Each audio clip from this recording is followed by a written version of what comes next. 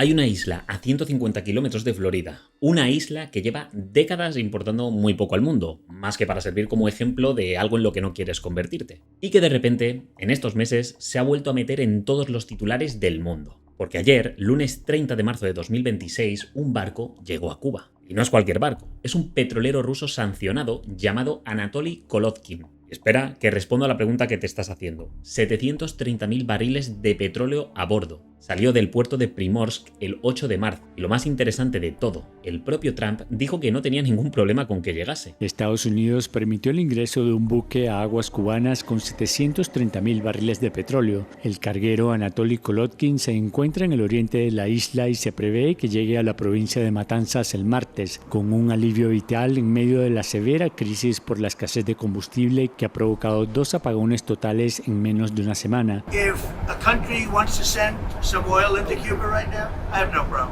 El mismo Trump que lleva meses aplastando al régimen cubano con un bloqueo energético. El mismo Trump que cortó el petróleo venezolano y presionó a México para que cerrase el grifo. Algo que tiene a la isla con más apagones que de costumbre. Aunque igual es justo decir que quien tiene a la isla con apagones es su gobierno, porque sobrevivir gracias a la caridad de quien te regala petróleo no sé si es una muy buena gestión, la verdad. El caso es que ahora dejan pasar este barco ruso. ¿Qué está pasando aquí? ¿Es un taco? ¿Una trampa? ¿Tienen los yanquis un plan para esto? Hoy os lo cuento, porque la historia de Cuba en 2026 no va solo de apagones y dictadura, va de petróleo, de posición geográfica, de Rusia, de China y de por qué una isla que no tiene un solo barril de crudo propio es más relevante de lo que podrías pensar. Pero antes ya sabéis, compartida, suscribida, me gusteada, comentada, membresía y dicho eso, vamos al lío. Para entender por qué Cuba está en el centro del tablero ahora mismo, necesitáis tener una imagen muy clara de cómo llegó hasta aquí. Cuba importa un 60% de su energía, aunque, bueno, prefiero precisar, a Cuba le regalan un 60% de su energía porque no es capaz de pagarla. No tiene petróleo propio, o casi nada. Lo que extrae son unos 40.000 y 50.000 barriles al día, pero eso es un petróleo pesado y difícil de refinar. Para funcionar necesitan al menos unos 50 millones de barriles al año. La calidad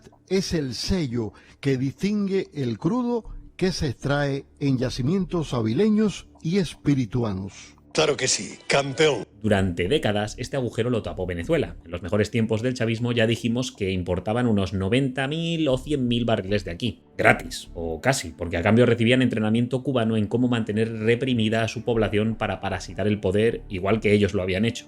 Era el subsidio energético más grande de la historia del Caribe. Luego el chavismo se fue desangrando, los envíos bajaron, pero México entró como sustituto parcial, mandando unos 22.000 barriles diarios. Y entonces llegó el 3 de enero de 2026. Los Delta Force capturan a Maduro en Caracas. El petróleo venezolano se cortó de golpe. Y los yanquis presionaron a México con aranceles para que cerrase su grifo también. Resultado, Cuba lleva 3 meses sin recibir petróleo. El 16 de marzo hubo un corte total del sistema eléctrico que ya comentamos aquí. 9 millones de personas sin luz, tales al límite, gasolineras vacías, la gente cocinando con leña en pleno 2026. Y creedme que no era para hacer un vídeo aesthetic de cocina tradicional para TikTok. Los cortes de electricidad se han intensificado en la isla, cuya economía se encuentra casi paralizada desde que la administración de Donald Trump cortara los envíos de petróleo desde Venezuela, su principal proveedor, y amenazara con sanciones a otros países que le vendan combustible. Díaz-Canel señaló que llevaban más de 3 meses sin recibir envíos y dijo que mantendrían una resistencia inquebrantable. Tengo miedo. Mientras tanto, Trump dijo que iba a tener el honor de tomar La Habana. All my life I've been hearing about the United States and Cuba. When will the United States do it? I do believe I'll be having the honor of taking Cuba. Ahora, en este contexto, aparece el Anatoly Kolodkin. Este barco es un petrolero de bandera rusa. Está sancionado por Estados Unidos, la Unión Europea y Reino Unido. Salió del puerto de Primorsk, en el noroeste de Rusia, el 8 de marzo. Lleva, tal como dije, 730.000 barriles de crudo y llegó al puerto de Matanzas el 30 de marzo. ¿Cómo? Pues muy fácil. La Guardia Costera americana tenía 2 patrulleros en la zona, las suficientes para interceptarlo, pero no lo hicieron. Trump dijo la noche del domingo que no tenía problema con que llegase. ¡Me la suda! Y esto choca con la otra noticia que vimos de cómo las fuerzas yanquis han desviado otros petroleros rusos en el pasado, o cómo interceptó a aquellos cargueros venezolanos con esos despliegues en helicóptero tan impresionantes. La Casa Blanca, para cubrirse, salió a decir que no hay cambio de política, que es una decisión humanitaria, igual que lo que decía Sheinbaum. Es un apoyo solidario solidario. Pero en este caso no es el único. Os recuerdo que ya se ha dejado a algún petrolero proveniente de Venezuela bajo las órdenes yanquis pasar hasta La Habana. Por el lado de Rusia, Dmitry Peskov, el portavoz del Kremlin, confirmó que el tema se había tratado de antemano con la parte estadounidense y también lo llamó ayuda humanitaria. Pero aquí viene la pregunta interesante. ¿Por qué Rusia se mete a mandar petróleo a Cuba? Para hacerme el chulo. ¿Está Putin sintiéndose humanitario de repente? Pues no, amigos. Rusia lleva años con presencia en Cuba. Barcos de guerra que aparecen en el puerto de La Habana de vez en cuando, relaciones históricas desde la Guerra Fría y un interés estratégico muy claro: mantener un pie en el Caribe a 150 kilómetros de Florida. Pensadlo bien, si Cuba colapsa y el régimen cae, el Caribe se convierte en el patio trasero yanqui al 100%, sin excepciones. Rusia pierde una pieza más en este mundo que le tiene un poco el pulso tomado. Y hay más condimentos para que metamos en el guiso que estamos cocinando ahora mismo. Rusia ahora mismo necesita vender petróleo. Acaban de quitarle temporalmente las sanciones y tiene la guerra de Ucrania drenando sus finanzas. Cada barril que vende cuenta, por lo que esto de regalar petróleo a Cuba no tiene ningún sentido económico, sino geopolítico. Putin no está salvando a Cuba, está manteniendo influencia que le está costando 730.000 barriles de petróleo. Y a los yanquis, por su parte, no les interesa meterse en líos mientras andan liados con Irán. Trump dijo algo que vamos a explicar. Lo que está haciendo Rusia es perder un barco lleno de petróleo.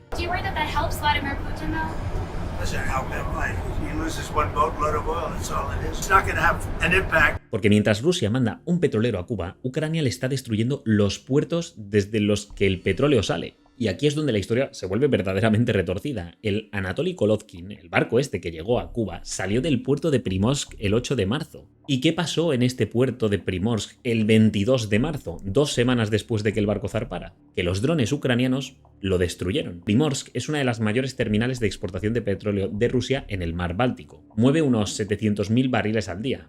O bueno, movía, porque desde la semana pasada las imágenes de satélites muestran los depósitos ardiendo. Pero no se quedó ahí. En los últimos 10 días, Ucrania ha llevado a cabo la mayor campaña de ataques a la infraestructura energética rusa de toda la guerra. El 22 y 23 de marzo, drones ucranianos golpearon Primorsk, que tuvo que cortar sus operaciones. El 25 y 26 de marzo, Ust-Luga, que es otra terminal por la que salen otros 700.000 barriles al día. Podéis imaginar la hoguera que se montó en los depósitos. El gobernador de la región tuvo que avisar a los vecinos de San Petersburgo de la contaminación que iba a haber en el aire como consecuencia del ataque. Por su parte, Zelensky dice que ha afectado al 40% de la capacidad rusa de exportar petróleo, algo que le viene ahora mismo a Putin como una patada en los huevos, porque justo les han levantado las sanciones mientras dura lo de Irán. Pero espera, que quedan impactos todavía. El 26 de marzo se golpeó la refinería Kirishi, también en la región de Leningrado, una de las mayores de Rusia en la zona. El 28 de marzo, Yaroslav, a 700 kilómetros de la frontera ucraniana, a 230 de Moscú. Allí está la refinería Slavnev-Yanos, una de las 5 mayores de todo el país, capaz de procesar 15 millones de toneladas al año. Pues los ucranianos atacaron con drones durante la noche y el 29 de marzo volvieron a atacar Ust-Luga otra vez. 10 ataques mayores en un mes. 3 noches seguidas contra la misma terminal. El 40% de la capacidad de exportación de crudo de Rusia fuera de juego. Tal como digo, en el momento en el que casualmente más la necesita Rusia para poder sacar pasta de la subida de precio del crudo justo cuando le quitan las sanciones. Reuters lo ha llamado la mayor disrupción del suministro de petróleo en la historia moderna de Rusia. Uno de los mayores exportadores de crudo del mundo con sus terminales del Báltico en llamas. ¿Y cuál es la ironía de todo este asunto? Que el petrolero este que llegó a Cuba, el Anatoly Kolovkin, salió de Primorsk antes de que Primorsk ardiese. Llegó a Cuba el mismo día que Ucrania le pegaba otro golpe al puerto de salida. Irónico. Es decir, Rusia manda un petrolero con 730.000 barriles de crudo, justo lo que esa terminal es capaz de procesar en un día. Y además se lo manda a Cuba gratis porque el régimen cubano no tiene divisas para pagarle. Todo como gesto de: mira, aunque penséis que estoy en la mierda, puedo permitirme el lujo de mantener a mis proxies en estos momentos, por poco que me aporten ahora mismo. Y mientras están haciendo el flexeo, van y les revientan la capacidad de exportar crudo justo cuando más necesitan exportarlo para recuperarse aunque sea un poquito del desgaste de la guerra de Ucrania. Con esto que os cuento, por favor, poneros en la piel de Putin y decidme algo. ¿No os arrepentiríais de haber enviado esos 730.000 barriles a un proxy desgastado que sabéis que no os los va a pagar? ¿No habríais preferido enviárselo, yo que sé, a la India? Pero aquí todos somos amigos, chicos. ¿Me lo devuelve ya? ¿Devolverle qué? Os dejo esa pregunta para que le deis una vuelta. Porque la imagen es dantesca. Ucrania ataca las terminales para privar a Rusia de ingresos. La lógica es bastante simple. Menos exportaciones, menos dólares, menos dinero para pagar la guerra. El problema es que hay un fallo de cálculo aquí muy interesante que os voy a explicar. Rusia reformó su sistema fiscal petrolero en enero de 2024. Eliminó los aranceles a la exportación. O sea, antes cobraba a las petroleras rusas cuando vendían el petróleo y lo sacaban fuera del país hacia su destinatario. Pero ahora Putin cobra casi exclusivamente por el impuesto de extracción. Es decir, que antes cobraba cuando la empresa lo vendía fuera, pero ahora ha adelantado el momento en el que el Estado cobra su parte. O sea, que pilla cuando la empresa saca el petróleo del suelo. Eso es trucazo, ¿eh? Por lo que es verdad que los ataques ucranianos reducen las exportaciones rusas, pero el precio por esa exportación que consigue sacar sube tanto que los ingresos del Estado ruso en marzo van a ser de unos 4.500 millones de dólares adicionales, al menos respecto al mes anterior. Y esto solo en marzo. O sea que Moscú con esta táctica ha conseguido que la presión económica no la sufra el Estado, que cobra igualmente, sino que la sufre la empresa petrolera al perder liquidez, ya que paga al Estado antes de cobrar más tarde cuando lo vende. Y ahora los ucranianos le están poniendo un cuello de botella a esa exportación con los ataques que os comento. Pero, como al final las empresas realmente quien las controla es el Kremlin, pues no pasa nada porque no ganen tanto dinero por ahora. El problema vendrá cuando la empresa se quede sin liquidez por estos ataques. Ahí es cuando el dinero se cortará de verdad para el Kremlin. Por otro lado, pensad que Ucrania está golpeando la infraestructura rusa, por lo que está haciendo subir el precio del petróleo en todo el mundo. O sea, que a Ucrania le podría interesar que el petróleo ruso siguiese sancionado, pero ahora mismo con los ataques lo que hace es trasladar la pasta de las empresas petroleras rusas al Kremlin. Solo hará daño si aguanta hasta el punto en el que drene la liquidez de las petroleras rusas.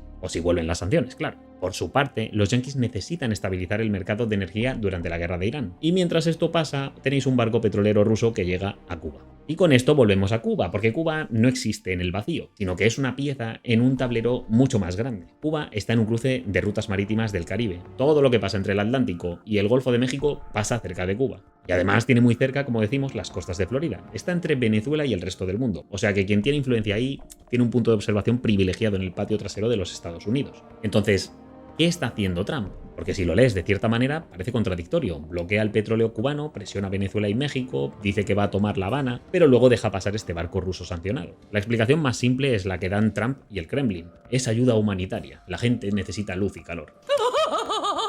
Pero es que nadie va a pensar en los niños. La explicación más interesante es otra. Trump sabe que Cuba está en cuenta regresiva. Con o sin el barco ruso, el régimen no tiene capacidad para sostenerse. Un solo cargamento de 730.000 barriles no es suficiente para mantener una isla que necesita 50 millones de barriles al año. Es un parche. Y dejar pasar ese barco le permite hacer dos cosas al mismo tiempo. Primero, evita una confrontación directa con Rusia justo en el momento en el que tiene la guerra de Irán en marcha. Segundo, da una imagen razonable a la opinión pública. Yo no quiero que sufra la gente. El problema es el régimen, no los cubanos. Cuba está acabada, de facto. Tiene un mal régimen, un liderazgo pésimo y corrupto. Tanto si reciben el barco de petróleo como si no, no va a importar mucho. O al menos eso dijo Trump el domingo. Cuba's finished. They have a bad regime. They have very bad and corrupt leadership. And whether or not they get a boat of oil, it's not going to matter. I'd prefer letting it in, whether it's Russia or anybody else, because the people need heat and cooling and all of the other things. O sea, el barco no cambia nada, pero la decisión de dejarlo pasar es una señal para Rusia, para el mundo y para los propios cubanos. Ahora bien, ¿cómo acaba esto? Pues vamos a ver algunos escenarios. Escenario 1. El régimen aguanta. Con los barcos rusos y algún suministro puntual de otras fuentes, el castrismo logra mantener los generadores funcionando el tiempo justo para llegar a un momento político más favorable, como las midterms de noviembre, por ejemplo, en las que Trump podría perder su poder en las cámaras. Y entonces intentaría negociar desde una posición menos precaria. El escenario 2 sería la negociación. Cuba ya reconoció que está hablando con Washington, aunque sin dar detalles. Funcionarios cubanos sostuvieron recientemente conversaciones con representantes del gobierno de los Estados Unidos para buscar por la vía del diálogo la posible solución a las diferencias bilaterales que existen entre nuestras dos naciones. Si el régimen acepta las condiciones americanas, que pasan por algún tipo de apertura política, podría recibir el mismo trato que Venezuela. Transición controlada, entrada de inversión, levantamiento gradual de bloqueo. Y el escenario 3 sería el colapso. Un barco ruso no alimenta una isla. Si los apagones se vuelven permanentes, el país colapsaría sobre el propio régimen y el castrismo caería desde dentro. Mi lectura personal es que estamos en el escenario 2 con riesgo de precipitaciones en el 3, lo que no quita que luego puedan librarse si consiguen aguantar hasta noviembre y si los yanquis no cierran lo de Irán de una manera interesante. Lo que tengo claro es que Trump no quiere invadir Cuba, ni está ahora mismo como para ponerse a hacerlo, con lo que tiene liado en Hormuz al menos. Lo que quiere es una transición que le permita decir que ha ganado de cara a reforzar su precaria situación para noviembre. El barco ruso, paradójicamente, puede ser parte de ese juego, porque si entre ahogadilla y ahogadilla al régimen cubano le dejas coger algo de aire, puede valorar un poquito más la vida y decidir negociar.